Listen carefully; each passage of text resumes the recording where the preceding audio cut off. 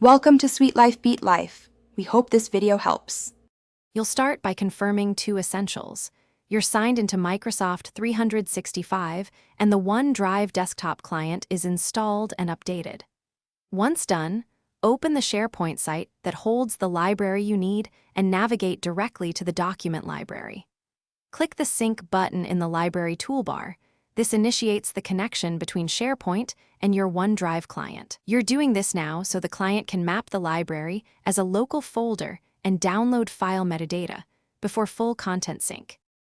Once the sync is initiated, open OneDrive settings and go to Account, then choose folders to select what you want locally. This prevents unnecessary downloads. Make sure Files on Demand is enabled so files appear instantly without consuming disk space, and remember large libraries may stream metadata first. Watch the OneDrive system tray icon for syncing, errors, or conflicts.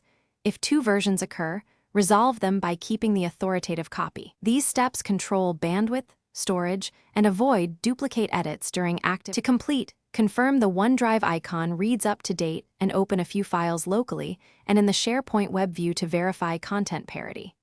If something's off, pause and resume syncing, sign out and back in, or unlink and relink the library to force a fresh sync. If problems persist, reset OneDrive using the reset command to rebuild the local cache. This often fixes stubborn sync errors. Make sure to back up any unsynced work before a reset to avoid accidental data loss. Thanks for watching. Consider subscribing if we helped you.